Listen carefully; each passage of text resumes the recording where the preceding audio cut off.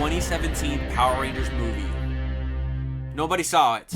It flopped in the theaters. Pretty bad. I made a whole video why it failed. The lack of a timely ad campaign, mundane Snapchat filters, bad toys alike. It kept feeling less like a Power Rangers movie and more of a team drama movie. And considering it was made by Lionsgate, people who made Hunger Games and Twilight, yeah, it made sense. The movie made over $85 million in the US and $56 million around the world, with the studio losing $74 million on it. And we saw the end of the movie, all right? We saw the tension. We saw that green jacket. We know they're calling for Tommy Oliver. We're gonna get that sequel, right? No. We saw the news articles, right? Female Tommy planned. Several sequels planned. Nope, no sequel. And now I gotta see Twitter posts every week about saying that how we failed this movie, featuring any minute clip of the movie with pure humor and emotion. So we're never really getting that second outing of this team of Rangers. Unless you count the comic book follow-up. I never read it personally until now. It's only been 7 years. Nani? It's time to talk about Power Rangers Aftershock.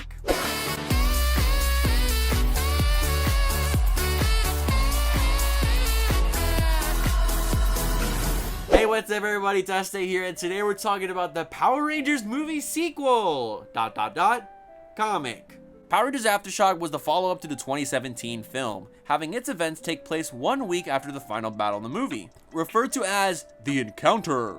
It was released 4 days after the film released, and was made by Boom Studios, the ones who make Power Ranger comics today. My first interaction with this comic follow-up was the Power Rangers movie Steelbook. Power Ranger fans were very determined, right? We were like, we're gonna get this sequel, guys. Let's buy the DVD, let's buy the Blu-ray, and it's gonna get that sequel, no time. And it did go #1 on, home media, but that didn't work. But in this Steelbook, inside it had its own little miniature copy of Power Rangers Aftershock. I never read it, and it's lost around here somewhere. And now I'm trying to pick up my skills again. I know it's a comic, but I feel like it's very important to read. Did you guys read today? Did you do your 30 minutes of reading? Twitter doesn't count, guys. I guess maybe that article you read about different types of bagels, but let's read something, all right? Quick look at the cover, though, as we judge. The first one, it's pretty bad. It's just a picture of the Rangers in front of a black cover. Not really good. The second one, though, a little better, but they're like just posing in front of rocks. We see that all the time.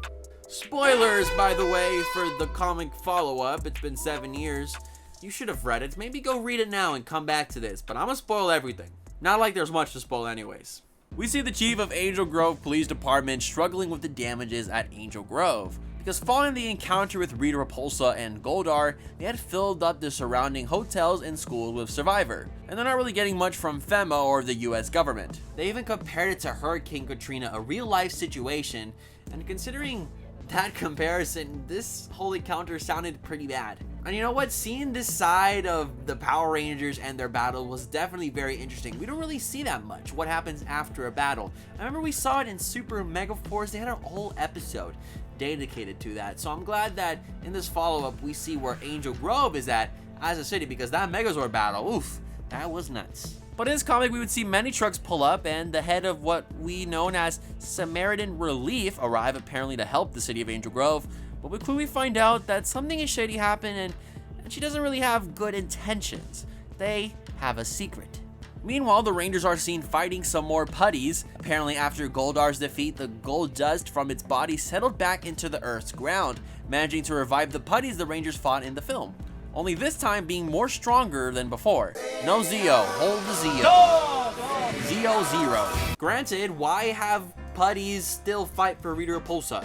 It's like, those X-Borgs in Legendary Battle. Like, they had no boss. Why were they there?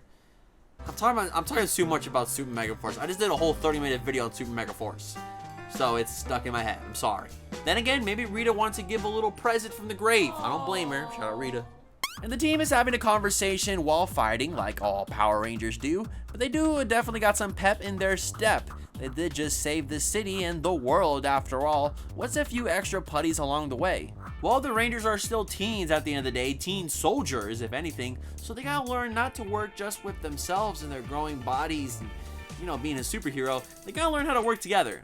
Guys, the 2017 movie Rangers are strong, these putties are strong, but the E-Squad is stronger, alright? Subscribe and ring notification bell to join the E-Squad today, the biggest Power Ranger fan base in the world. And let's not forget the E-Squad comment of the day. Leave a funny comment down below, put the E-Squad in it, and you might be in the next video. I gotta say, reading this though felt like I'm being brought back into the action of the movie. Like I'm reading it. I'm not closing my eyes per se, but I kind of am in my head and imagining how it would look like in movie form. And I mean, I love seeing these guys again. I love Billy, the original character from the movie, so it was good to see him talk, even though he kind of, took a back spot here. The whole energy of the Rangers was, hey, fake it till you make it. We're superheroes, we're new, but, we just save the world. We can do anything, right? But their moment to be a superhero has come when a family in a tilted car is about to go down a cliff. Totally not the attitude to have, though, there. Let's actually be careful, guys. This is death. Well, Zach managed to forget the dad as he falls to his death. The following funeral scene is actually pretty sad. Kidding? You guys know I was just kidding, right? Kimberly swings on a wire and picks him up. What? And saves him. Go Power Rangers. I mean, also this is totally plot armor, by the way, but it's okay. It's Power Rangers. I guess cheesy stuff like this happens. Comment question of the day, though. If there was a Power Ranger sequel, who would you want? Personally, I want Rita Raposo. I want her to be a scary skull monster thing. Just look at that guy. What did he say? Let me know in the comments down below and leave a like to lock in your answer. 2,000 likes and I'll do more videos just like this one. We got a scene in the command center of Zordon updating the Rangers on their progress, telling them, hey, go get some rest, before literally berating Jason about the lack of leadership skills and going off on luck. I mean, the Pink Ranger swinging on a wire to save a dad is definitely more than luck. Bryan Cranston, which, by the way, they drew him pretty well. But man, definitely Zordon is still not the mentor we're asking like from the original series. He's definitely still kind of a jerk. But hey, Zach feels horrible after what just happened. He's seen doing some training, and I mean, I don't blame him. The superhero trauma is definitely settling in, but Billy wants to come and help. Zach totally gets some more spotlight here for some growth, and with Billy, it's a nice duo. It's very enjoyable. We then meet two new characters, our villains for this follow-up, Jacob and Aubrey. Very basic names. Isn't that Drake's second name? Isn't that his real name? Aubrey? These are two criminal orphans who had their father pass away to the same incident that took Billy's father's life in the mining accident mentioned in the movie. Good connectivity, guys. They hide in an abandoned building because of course they do, and find remains of a putty with golden spots. And with Jacob getting close, he would combine with it. And now he would become a combination of a body of a putty with the mind of himself and the memories of Goldar. And finally, we have a villain who can make complete sentences. Like, it was great having Rita be Rita, but Goldar were just, I don't think he even said anything. Not even a sentence, so it's good to have a villain talk. And he's got the mind of Goldar, so he's saying stuff that Goldar would say. Now, I will say we did get some more Kimberly and Jason moments in this comic. In the movie, they were definitely getting a little flirty. Something was about to happen, and they did have their own deleted scene of them kissing gone. So, there was that tension there too. But don't worry, guys. They didn't kiss, alright? They were very close. And they were getting close in this comic. Definitely very close. Almost close to kiss, but don't worry, guys. Because Nostalgic Critic has dropped a bomb in Angel Grove, and they gotta go save it. So the Red and Pink Rangers would go check it out, as this secret agency observes them. And we get a look at our villains. Jacob definitely does look scary, combining a human with a rocky creature, and bro is also a giant, so I wouldn't really want to mess with him. But that's not my job, because it's the Rangers' turn to fight. But these villains just want to throw metal and hurt random civilians. But don't worry, guys, the Pink Ranger's wire gate is back, as she used a frisbee move to take this off the air. How many times the Rangers gotta have luck, right? Jason, talking about Jason has luck? Let's talk about Kimberly. Kimberly has some luck, alright? Zordon, what's going on? Well, the villains don't really have luck on their side, trying to do another putty mutation, but Jacob is beating all the Rangers up. He could easily rip their head and limbs, but, he didn't do that. Another Ranger would always come to, stop that. More Ranger luck, man, what the heck? Zordon explains what's happening in the Goldar dust and how it's combining with Rita's power and her heated emotion towards the Zeo Crystal, hence these revenge-seeking monsters. Huh? And he said that, hey, Rangers, don't worry about it, go get some rest. Oh, great heavens! Now, hold on. Zordon, are we serious right now? This is the second time you tell the Rangers to go to rest. There is no time for arrest when Angel Grove is under these conditions. You should just say, hey, Rangers, go to Krispy Kreme instead, alright? Oh wait, the Krispy Kreme got destroyed in the movie, right? There's no Krispy Kreme? No Krispy Kreme product placement in the comic? We won. We won. We won! The poor orphans did manage to get the putty magic to work, and you can see how in the last seconds Aubrey was actually regretting the change, but the evil of course would take over and these siblings are more connected than ever, and they proceed to explode. Jason would then do his big talk with the Rangers, blah blah blah, teamwork something, coming together. If you've seen Jeff Winger's speeches in Community, you've seen this speech in the comics, alright? It's the same leader stuff. We don't gotta hear all that. Sorry that happened to you, or happy to hear that, I don't know. We then get our giant monster created by the orphans destroying Angel Grove, which I'll say off the bat, better than the Goldar fight in the movie, and better how Goldar looks alone. But anything can look better than Goldar, honestly. Look at any other monster in Power Rangers. The Zords finally come out, and you know what? It's so nice to see them. They are so colorful and jump off the page. It's definitely different from the whole darkness aspect we've been having so far.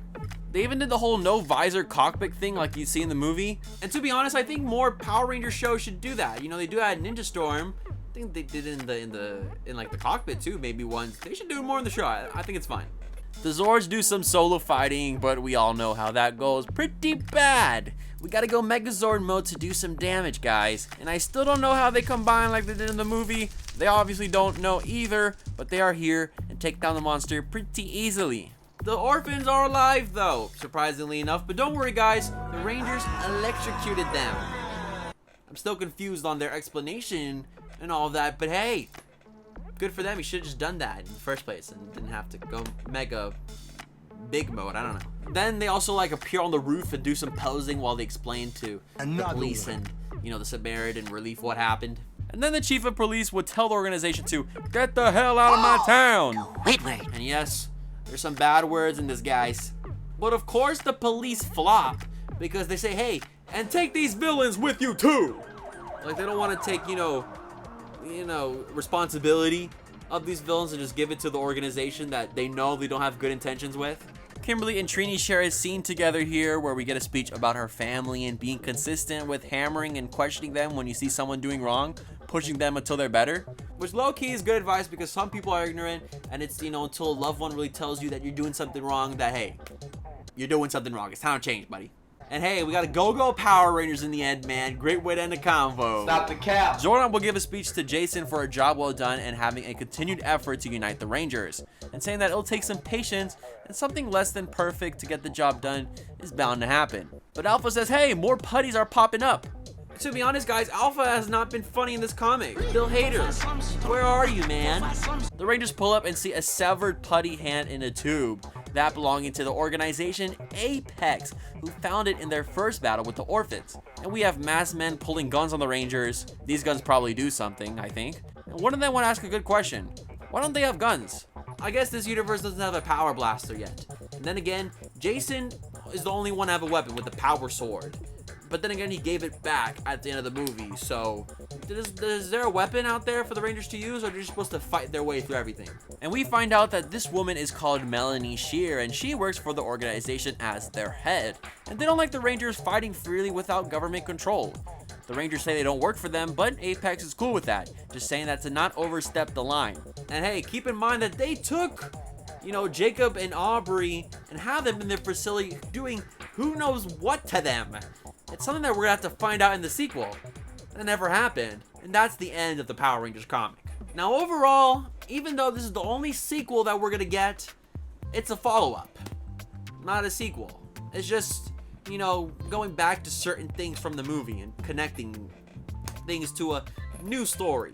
But still nothing too crazy to overall change how one would look at this Lionsgate universe. It is simply showing how these characters are weeks after the events of the third act.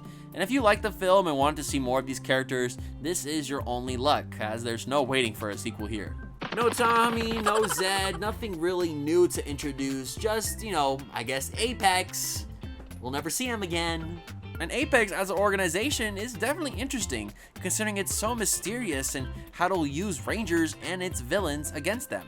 Kind of being an anti-hero, anti-villain? But sadly, this is something we can never see, but interesting to see at least touched upon. As a comic though, the art was alright, a little wonky at places. It was sometimes hard to see which ranger was which.